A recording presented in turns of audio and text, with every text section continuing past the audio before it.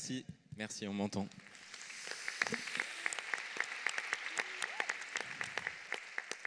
Vous êtes déjà intervenu juste après Satish Kumar, vous? On est bien d'accord. On m'a dit, essaye de ne pas raconter ton blabla traditionnel, pas trop parler de tes 365 actions. Et ça tombe bien, ce n'est pas du tout ce que j'ai envie de faire. J'ai envie de vous avouer quelque chose. J'ai l'impression qu'on est en confiance tous ensemble ce soir. Et j'avais envie de vous avouer ce qui m'a tracassé quasiment toute ma vie et ce qui, depuis quelques années, est devenu une force. Je ne suis pas parfait. Voilà. Je ne suis pas parfait. Vous vous dites, ben, il est fou, personne n'est parfait. Et je suis d'accord. Oh, peut-être qu'il y a des personnes qui pensent qu'elles sont parfaites, je ne sais pas.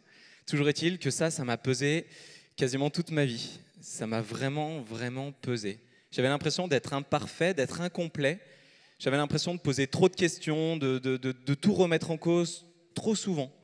J'avais l'impression de tout essayer sans jamais rien réussir à faire comme il faut. Ça vous a jamais, vous, énervé, ces gens qui sont très bons dans une chose et de vous dire, mais moi, finalement, qu'est-ce que je fais? Moi, j'avais l'impression d'être comme ça, de picorer, de butiner. Et ça m'a toujours pesé. Et je ne savais pas où aller, je ne savais pas quoi faire. Je ne savais pas comment réussir à avoir enfin ce sentiment, peut-être pas d'être parfait, mais d'être complet.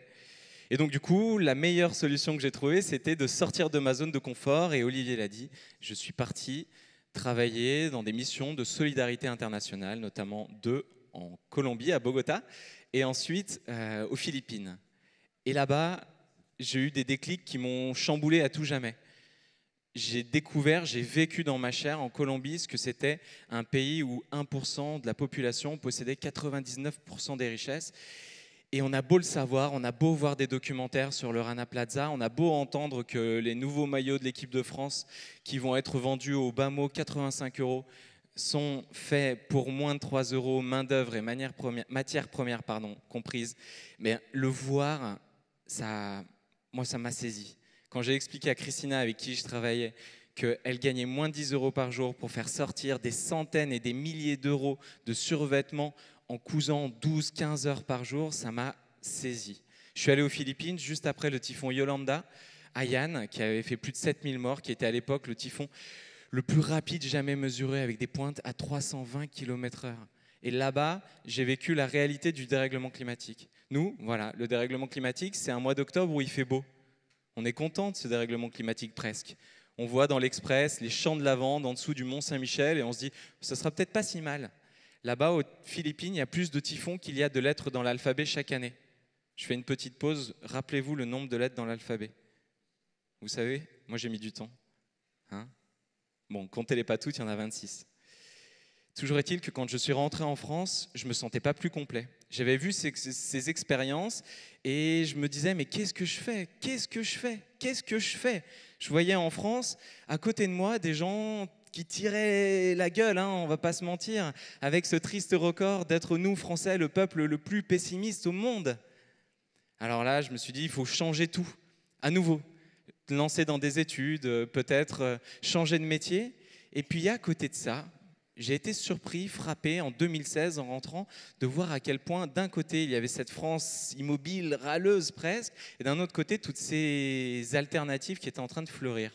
J'ai entendu parler de monnaie locale complémentaire, j'ai entendu parler de supermarchés coopératifs, j'ai entendu parler d'énergie verte, tous ces petits pas qui m'ont fait me dire, et tiens, si en fait la solution elle était juste là, si en fait tous les jours on pouvait contribuer à un monde meilleur, et si en fait ça commençait par moi, eh ben je ne vous raconte pas à quel point, à partir du moment où je me suis dit, je rentre dans l'âge adulte, j'accepte mes responsabilités, j'accepte les conséquences de chacune de mes actes et je vais essayer en un an de trouver 365 alternatives éco-citoyennes pour tous les jours agir et construire un monde meilleur. Je ne peux même pas vous raconter à quel point ça m'a fait du bien et à quel point tout d'un coup, j'ai eu l'impression d'être là, au bon endroit, au bon moment. C'est ce que j'ai fait du 1er septembre 2016 au 31 août 2017. Depuis, je continue à porter ce projet. Et je voulais vous dire trois choses. 3 apprentissages que j'ai eus de cette expérience un peu folle. Tous les jours, je me mettais sur mon blog à 7 h du matin pour raconter la nouvelle bonne pratique que j'avais adoptée dans mon quotidien sur ce site internet, ça commence par moi.org, où aujourd'hui il y a 420 actions. Et ce sont d'autres personnes, des retraités, des étudiants, des personnes qui vivent à la campagne, des parents qui rencontrent qu'il y a plein de manières d'agir à son échelle. Je vais vous regarder un peu, vous là-haut, je ne vous regarde pas depuis tout à l'heure, pardon. Salut.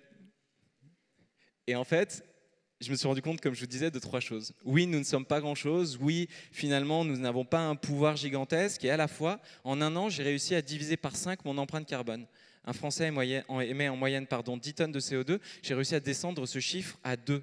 Si l'humanité entière vivait comme des Français, on aurait besoin de quasiment 3 planètes. Mais les 3 planètes, j'ai beau chercher tous les matins dans mes poches, je ne les trouve pas. Si tout le monde vivait à la sauce, ça commence par moi, on aurait besoin de 0,8 planètes.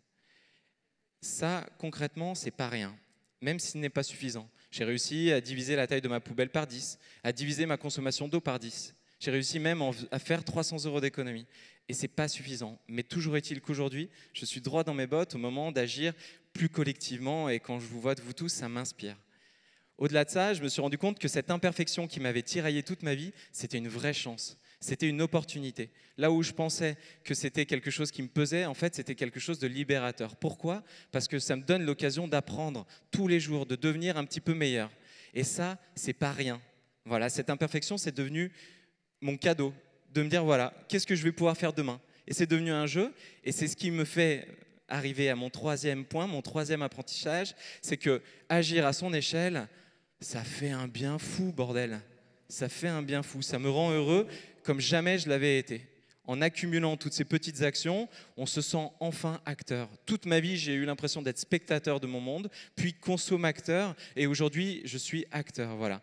Donc oui, agir à son échelle, ça rend heureux, et ça ouvre des portes extraordinaires. Je suis très, très, très, très heureux de passer cette soirée avec vous, et j'ai envie de terminer en citant effectivement Gandhi qui dit « Soyez le changement que nous voulons voir, que vous voulez voir dans le monde ». Mais moi, j'aurais tendance même à le dire à la française. Aujourd'hui, il est urgent d'agir, alors soyons tous le changement que nous voulons voir dans le monde. Merci beaucoup.